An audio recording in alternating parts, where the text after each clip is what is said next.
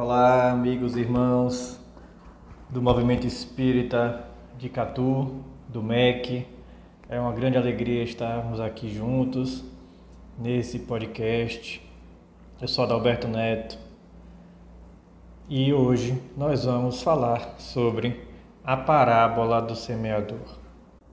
E a parábola ela começa assim: naquele mesmo dia, tendo saído de casa, Jesus sentou-se à borda do mar. Em torno dele, logo reuniu-se grande multidão de gente, pelo que entrou numa barca, onde sentou-se, permanecendo na margem todo o povo.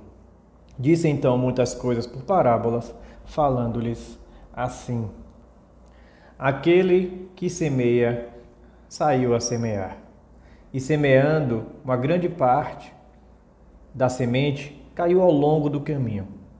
E os pássaros do céu vieram e a comeram. Outra parte caiu em lugares pedregosos, onde não havia muita terra. As sementes logo brotaram, porque carecia de profundidade a terra onde haviam caído.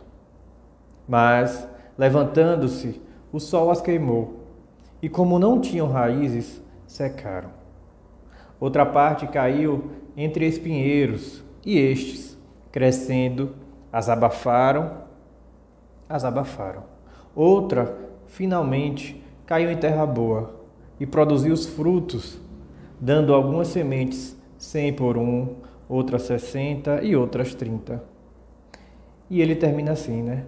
Ouça quem tem ouvidos de ouvir. E essa passagem está em Mateus, capítulo 13, versículo de 1 a 9. Como nos explica Haroldo Dutra em um de seus vídeos na internet, e até recomendo para que vocês possam se aprofundar mais nessa parábola, ele nos traz que Jesus, naquela época, ele se reunia com muitos camponeses, né?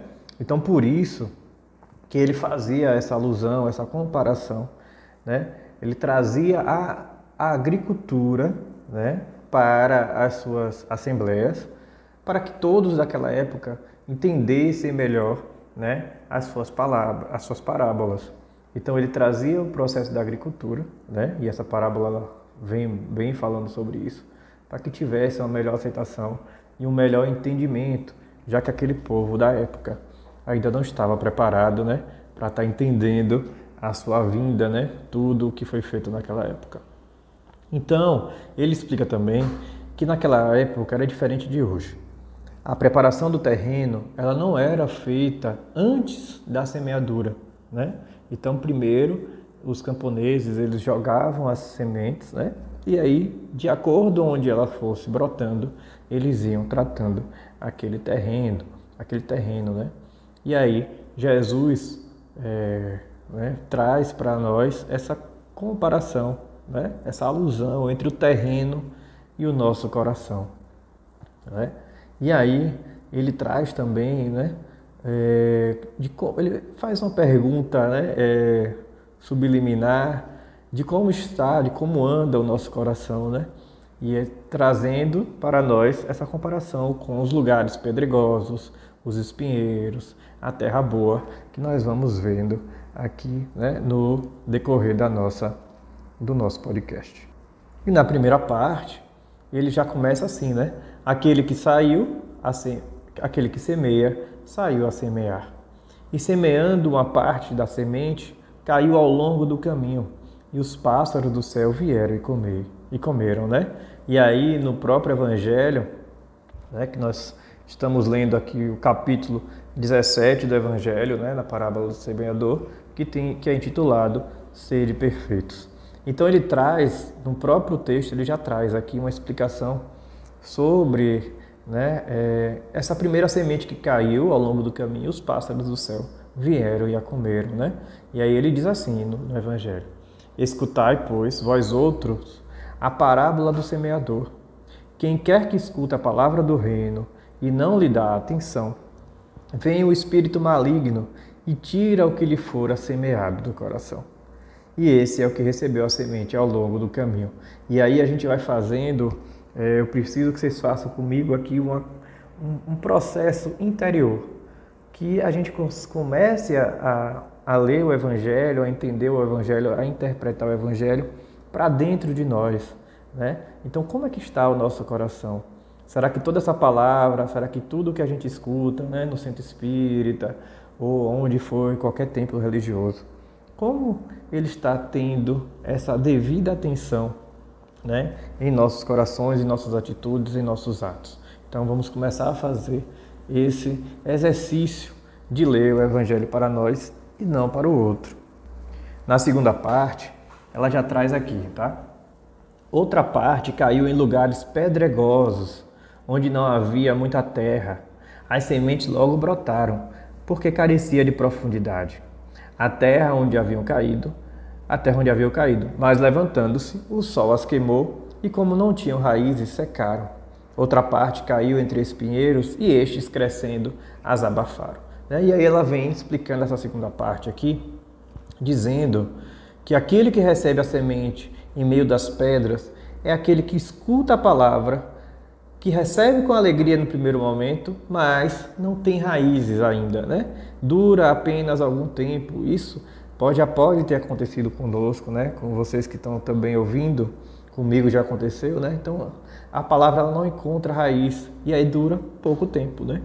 E aí, em sobrevindo reveses e perseguições por causa da palavra, tira ele daí motivo de escândalo e de queda.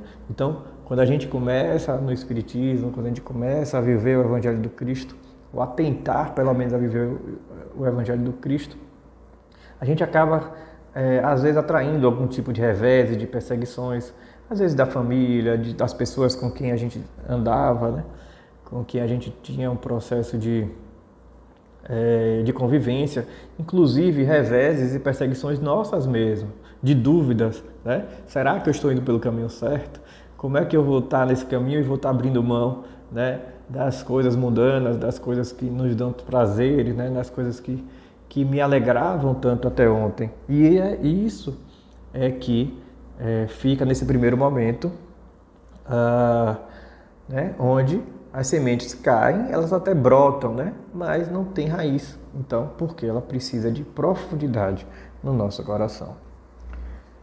Nessa passagem, nessa parábola, também Jesus traz que uma outra parte das sementes caiu entre os espinheiros, né? Só que esses espinheiros crescem e acabam abafando. E Jesus vem nos explicar que aquele que recebe a semente entre espinheiros é o que ouve a palavra, mas em quem logo os cuidados desses séculos e a ilusão das riquezas abafam aquela palavra e a tornam infrutífera. Então, aqui a gente já está começando a melhorar. A gente já está começando a ter um terreno melhor, né? Enquanto nas pedras a gente não tinha tanta profundidade. Aqui a gente já começa a ter uma profundidade maior, né?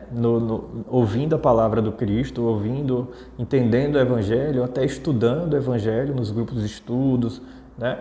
Mas ainda fica aquela dúvida, né, da ilusão das riquezas, né? E aí, será que eu preciso, né, das ambições terrestres, né?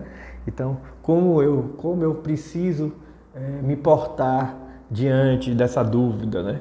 Eu vou para o lado, né, do Cristo ou para onde eu vou, né? Então, às vezes, aquilo que a gente já estava acostumado a fazer vai tomando uma outra conotação, né, um outro sentido, mas a gente já está melhorando, né? Só que acaba que os espinheiros ainda presentes em nossa vida, trazidos de outrora, né, de outras encarnações, esses espinheiros acabam ainda crescendo e abafando a palavra. Então, às vezes, a gente vira espírita só dentro do centro espírita, né? Cristão só dentro de um templo, mas não fora, né? E acaba que fora a gente acaba sendo seduzido pela ilusão dessas riquezas, né? E seduzido pelos cuidados desse século.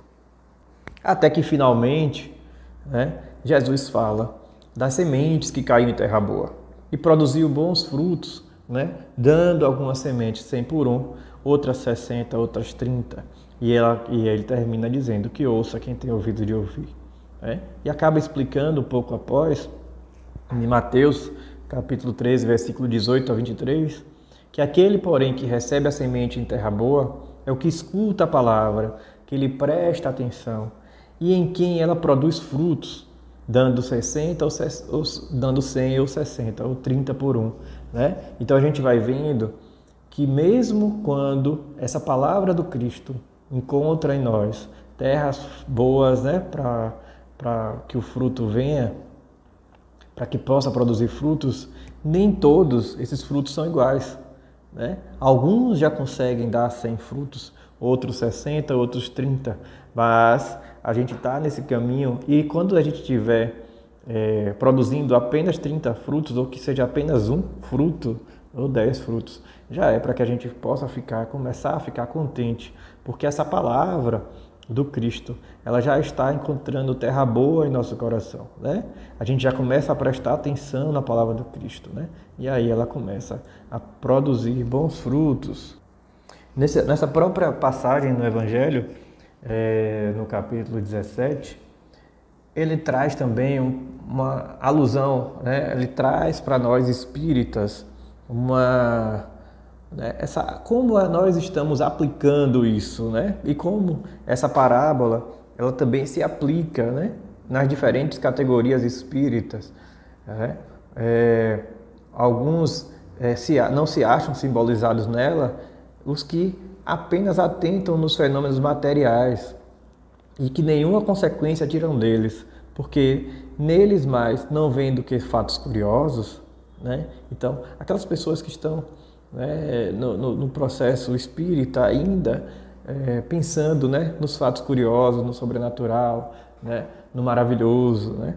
Também tem aquele, né, que se preocupa com o lado brilhante das comunicações, como eu falei agora, né, pelos quais só se interessa quando lhe satisfazem a imaginação e que depois de as terem ouvido se conservam tão frios e indiferentes quanto eram. Então, apenas querem ouvir as comunicações, apenas querem ouvir, né, aquelas boas palestras, aquelas boas mensagens, mas naquele momento até ouvem, né, mas aquilo ainda não aquece o seu coração.